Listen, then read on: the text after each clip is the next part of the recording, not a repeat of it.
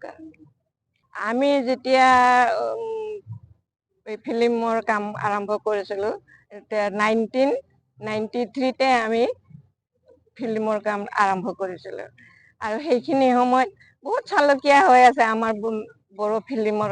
অকল বড়ো ফিল্ম বুলিয়ে নহয়, ফিল্ম এছ'চিয়েশ্যন অসমৰ গোটেইবিলাকে মানে চালুকীয়া অৱস্থাতে আছিলে। কিন্তু সেইবুলি আমি মানে অলপ চেষ্টা কৰি আমি যেনেকৈ আৰ্টিষ্টবিলাকক বুজাই বঢ়াই আমাৰ যিবিলাক টিম আছিলে তেখেতসকলে ইমান কষ্ট কৰি আৰ্টিষ্টবিলাকক ইমান সুন্দৰকৈ মানে কেনেকৈ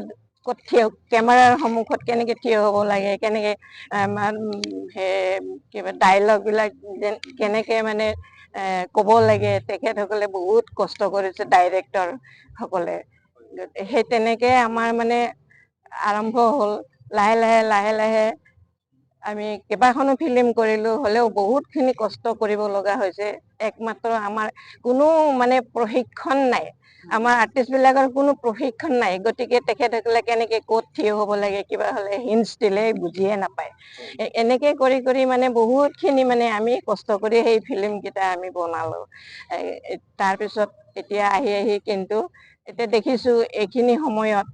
এতিয়া যিবিলাক মডাৰ্ণ মানে ইনষ্ট্ৰুমেণ্টবিলাক ওলাইছে। আমাৰ যেতিয়া আমি ভিডিঅ' ফিল্মেই কৰিছিলোঁ, আমি VHSতে কৰিছিলোঁ। এই VHSত কৰাৰ কাৰণে আমাৰ যিবিলাক ফিল্ম কৰিলোঁ, আমাৰ এতিয়া কোৱালিটিবিলাক বহুত ল' কোৱালিটি হৈ এতিয়া সেইবিলাক চব ৰিলবিলাক নষ্ট হৈ গ'লে আমি সংৰক্ষণ কৰি পেলাই ৰাখিব নোৱাৰিলোঁ যিবিলাক ফিল্ম আমি কৰিছিলোঁ। সেইকাৰণে বৰ্তমান আমি সেই ফিল্মবিলাকত প্ৰদৰ্শন কৰিবলৈ মানে সুবিধাই নাপাওঁ আৰু এতিয়া সুবিধা মানে নষ্ট হৈ গ'ল, কেছেটবিলাক নষ্ট হৈ গ'ল, কোনো সংৰক্ষণৰ ব্যৱস্থা নাছিলে সেইখিনি সময়ত। এতিয়াতো তেনেকুৱা নহয়। এতিয়া যিবিলাক মানে নতুন চামৰ যিবিলাক ফিল্ম কৰিবৰ কাৰণে ওলাই আহিছে, প্ৰডিউচাৰবিলাক, ডাইৰেক্টৰবিলাক, তেখেতসকলে কিন্তু বহুতখিনি মানে আধুনিক বস্তুবিলাকক ব্যৱহাৰ কৰিবলৈ সুবিধা পাইছে আৰু সেইকাৰণে তেখেতসকলে এতিয়া আমাৰ সময়ত কৰাতকৈ বেছি উন্নত মানৰ ফিল্মবিলাক মানে তৈয়াৰ হ'বলৈ ধৰিছে। সেইটো এটা বৰ ভাল দিশৰ শুভ দিশ বুলি ধৰিব পাৰে।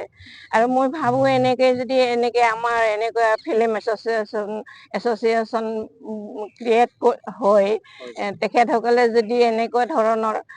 অনুষ্ঠান প্ৰতিষ্ঠানবিলাক পাতে, নিশ্চয় উঠি অহা প্ৰজন্মই অনুপ্ৰেৰণা পাব আৰু এই শিল্পটোৰ প্ৰতি আগ্ৰহ বাঢ়ি তেখেতসকলে আগুৱাই আহিব ভাল ফিল্ম প্ৰস্তুত কৰিবৰ কাৰণে। সেইকাৰণে মই কৈছোঁ অলপ আগতে মিটিঙত, যিবিলাক তেখেতসকলে ফিল্ম কৰোঁতে সহজ কথাটোতো নহয়েই, হ'লেও মানে প্ৰদৰ্শন কৰাটোহে বেছি কষ্টকৰ হয়। কাৰণ আমাৰ কোনো সুবিধা নাই। আমি ফিল্ম কৰিলোঁ, গাঁৱে গাঁৱে টিমবিলাকক মানে গঠন কৰি 2জন 3জন মানুহ এনেকৈ লগাই আমি গাঁৱে গাঁৱে ফিল্মবিলাক কিবা কৰিবৰ কাৰণে প্ৰদৰ্শন কৰিবৰ কাৰণে পঠিয়াইছিলোঁ। আৰু বহুত দিগদাৰী হয়, ভিতৰৰ গাঁওবিলাকত কাৰেণ্ট নাথাকে। আমি জেনেৰেটৰ পৰ্যন্ত, প্ৰজেক্টাৰ পৰ্যন্ত আমি মানে নিজৰ ফালৰ পৰা নি এই প্ৰদৰ্শন কৰিছিলোঁ আমি চিনেমাবিলাক। তেনেকুৱা ধৰণৰ কিমান অসুবিধাৰ মাজত আমি চিনেমা কৰি আহিলোঁ। এতিয়া ভাবিলে কিবা আচৰিত যেনহে লাগে মোৰ। কিন্তু এতিয়া নতুন প্ৰজন্মবিলাকে যিবিলাকে বহুত সুবিধা পাইছে তেখেতসকলে। সেইকাৰণে মই কৈছোঁ, সৰু যদি জিলা ভিত্তিত কেইটামান এইটো কি কয় সৰু মিনি চিনেমা হল যদি তৈয়াৰ কৰিব পাৰে, বনাব পাৰে, তেনেকৈ হ'লে গোটেই উঠি অহা নতুন আমাৰ সেই প্ৰডিউচাৰ ডাইৰেক্টৰবিলাকে সুবিধা পাব আৰু তেখেতসকলৰ হাতলৈ পইচা পাতিও তেনেকৈ আহিব। পইচাটোতো ফ্ৰীত পাবই লাগিব, নহ'লে নেক্সট কেনেকৈ ফিল্ম আকৌ এটা বনাবৰ কাৰণে কিমান এটা অসুবিধা হয়। কিন্তু আমাৰ সময়ত সেইখিনি বস্তুটো নাহিছিলে। আমাৰ টিমৰ মানুহবিলাকে মানে তেওঁলোকে পাইৰেচি কৰি পেলাই সেইবিলাক কেছেটবিলাক বিক্ৰী কৰি থৈ আহিছিলে আৰু বহুত মানে ডুপ্লিকেট হৈ গৈছিলে সেইখিনি সময়ত। কিন্তু এতিয়া বহুতখিনি মানে ভাল ব্যৱস্থা আহিছে। গতিকে এই মিনি চিনেমা হলৰ ব্যৱস্থা কৰিলে বহুত উপকাৰ হ'ব। গতিকে আৰু যদি একাডেমি ফিল্ম একাডেমি যদি বনোৱা হয় গতিকে তেতিয়াহ'লে আমাৰ সেই নতুন চামৰ ল'ৰা ছোৱালীবিলাক নিশ্চয়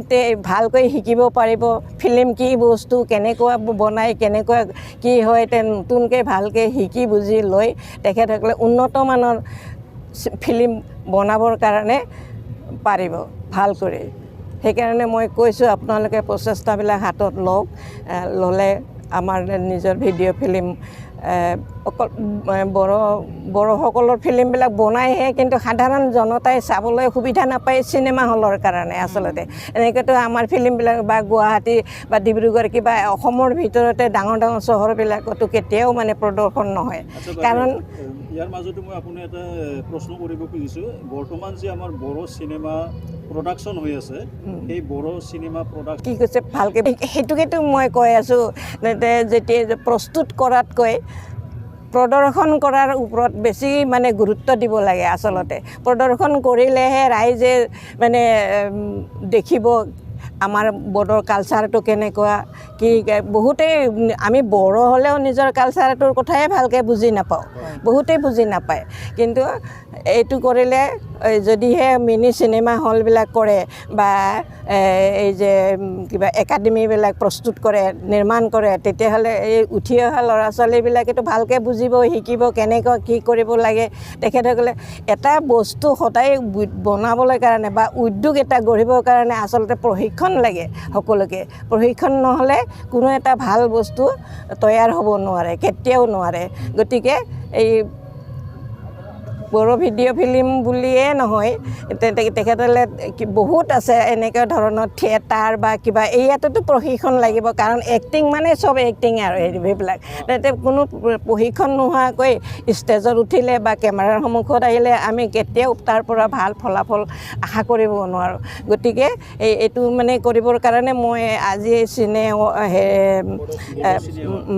তেখেতসকলৰ উদ্যোক্তাসকলক প্ৰডিউচাৰ ডাইৰেক্টৰসকলক মই অনুৰোধ কৰিছোঁ আপোনালোকে এই কামখিনি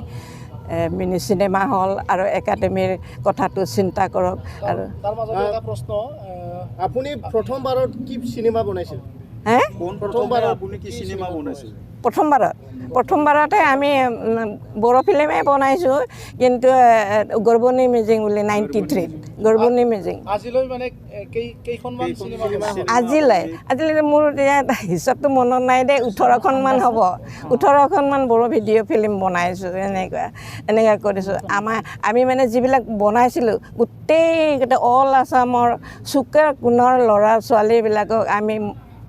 আমি মাতিব যোৱা নাই তেখেতসকলক এটা প্ৰচাৰ কৰিছিলোঁ তেখেতসকলে নিজে নিজে আহি আমাৰ ওচৰত মানে আমি এক্টিং কৰিবলৈ কাৰণে সুবিধা পাম নে নাপাম নে ইমান আগ্ৰহী নহয় সঁচাকৈ আমাৰ বড়ো ল'ৰা ছোৱালীবিলাকে যি কিবা ক'লে মানে খুব ভালকৈ কথাবিলাক শুনিলে আৰু আমিতো আমাৰ নিজৰ ঘৰতে প্ৰডাকশ্যন চেণ্টাৰটো খুলিছিলোঁ গতিকে গোটেই তাতে 30জন 40জন ল'ৰা ছোৱালী আমাৰ লগত থাকে একেলগে ফেমিলি মেম্বাৰৰ নিচিনা তাতে খাই বৈ তাতে থাকে ফূৰ্তি হৈ ৰিহাৰ্চল পৰ্যন্ত কৰে চব ধৰণৰ বস্তু আমি ঘৰতে তৈয়াৰ কৰিছিলোঁ আৰু এনেকুৱা আছিলে ইমান বেলেগ বেলেগ ঠাইৰ পৰা ল'ৰা ছোৱালীবিলাক আহে কোনো এটা তেখেতসকলে বেয়া ব্যৱহাৰ বেয়া কিবা আমি কোনো দিন দেখা নাপালোঁ তেখেতসকলৰ পৰা কোনোবা চৰিত্ৰৰ স্খলনো নহয় একো নহয় ইমান সুন্দৰকৈ এডজাষ্ট কৰি পেলাই থাকে আজিলৈ বহুত বছৰ মানে এনে বহি থকা যেন দেখা পালোঁ মানে চিনেমা জগতৰ পৰা আঁতৰি থকা যেন দেখা পাইছোঁ কাৰণ আগলৈ আকৌ মানে ফিল্ম বনোৱাৰ কিবা না ভাবোঁ কিন্তু এতিয়া আমাৰ বয়স হৈ গ'লগৈ গতিকে এতিয়া মই 74 ইয়াৰ্ছ ৰানিং হৈছে গতিকে ইমান এতিয়া শক্তিও নাই ধৰকচোন বহুত কষ্ট হয় যেনেকৈ আমি খেতি বাতি কৰোঁ নহয় তেনেকুৱা ধৰণৰে একেই কষ্ট হয় ফিল্ম মানে বোলে মানুহে চায়ে খালি আনন্দ পায় সেইখিনি নহয় কিন্তু বনোৱাজনৰ যে কিমান কষ্ট তাত সোমাই থাকে কষ্ট স্বীকাৰ কৰিব লগা হয় আৰু কিমান মানুহবিলাকৰ লগত এডজাষ্ট কৰিব লগা হয় গোটেই চুকে কোণৰ পৰা আনি আমি কোনো মানে স্বনামধন্য শিল্পীবিলাকক আমি লোৱা নাছিলোঁ গায়ক হওক এক্টিং কৰা এক্টৰ এক্ট্ৰেছ হওক চব ভিতৰৰ গায়ক গায়িকাবিলাকো আহি পেলাই আমাৰ লগত ষ্টুডিঅ' কেনেকুৱা ৰেকৰ্ডিং হয় নাজানিছিলে বেচেৰা আমাৰ লগতহে কিছুমানে প্ৰথম দেখিছে ষ্টুডিঅ'ত কেনেকৈ গান ৰেকৰ্ডিং ভালকৈ ৰিহাৰ্চেল ঘৰতে ৰিহাৰ্চেল কৰে আৰু এইটোতো সেইখিনিতো বাদেই আমি ঘৰতে এডিটিং কৰা মিউজিক ইনচাৰ্ট কৰা ডাবিং কৰা সকলোবিলাক সুবিধা আমি নিজৰ ঘৰতে সৰুকৈ হ'লেও মানে আমি যেনে তেনেকৈ হ'লে বনাই লৈছিলোঁ ৰাইজক সেইটো মই নিজে মানে বাহাদুৰি নকৰোঁ বাহাদুৰি কৰি কি ফাইদা আছে মিছামিছি গতিকে নিজে আমি যিখিনি পাৰিছোঁ সেইখিনি মানে চেষ্টা কৰি যিখিনি কৰিবৰ কাৰণে চেষ্টা কৰে তাৰ মানে বহুত অনুদান আছে মোৰ স্বামীৰ তেখেতে যদি মোক সহায় নকৰিলেহেঁতেন আজি মই এইখিনি এৱাৰ্ড ইমান সুন্দৰ এটা মানে সন্মান মই আজি পাবৰ কাৰণে যোগ্য নহ'লোহেঁতেন গতিকে মই সেইকাৰণে কৈছোঁ আমাৰ যিবিলাক ফিল্ম বনাবৰ কাৰণে উঠি আহে ল'ৰা ছোৱালীবিলাক মনোযোগেৰে কথাবিলাক ভালকৈ শুনিব লাগে বুজিব লাগে শিকিব লাগে যত্ন কৰিব লাগে লাজ কৰিব নালাগে লাজ কৰিলে কোনো মানে এটা শিল্প গঢ়ি উঠিব নোৱাৰে গতিকে এইটো এটা মানে আৰ্থিক দিশতো গোটেই স্বাৱলম্বী হ'ব পৰা এটা শিল্প হয় এই বস্তুটো গতিকে যদি আমি নিজৰ মানুহখিনিয়ে যদি নিজৰ উঠি অহা প্ৰজন্মই যদি নিজৰ কালচাৰবিলাক আৰ্ট এণ্ড কালচাৰবিলাকৰ কথা যদি বুজি নলয় তেওঁলোকে যদি মানে ভালকৈ সংৰক্ষণ কৰিবলৈ চেষ্টা নকৰে গতিকে কেনেকৈ এইবিলাক মানে ভৱিষ্যতৰ প্ৰজন্মই আৰু কেনেকৈ এইবিলাক শিকিব বুজিব দেখিব চিনিব গতিকে এইখিনি কৰিবৰ কাৰণে মই উঠি অহা প্ৰজন্মবিলাকক মানে হাতযোৰ কৰি কৈছোঁ আপোনালোকে ভালকৈ বুজি লওক কথাবিলাক আৰু বুজি লোৱাৰ পিছতহে প্ৰশিক্ষণ নোহোৱাকৈ আপোনালোকে কেতিয়াও মানে এই ইণ্ডাষ্ট্ৰীবিলাকত হাত দিবলৈ চেষ্টা কৰিব নালাগে ভালকৈ বুজক ভালকৈ শিকক শিকি লৈ পেলাই আপোনালোকে এইটো বনাব দেখিব আপোনালোকে এটা স্বাৱলম্বী হৈ যাব আৰু মানে এটা মানে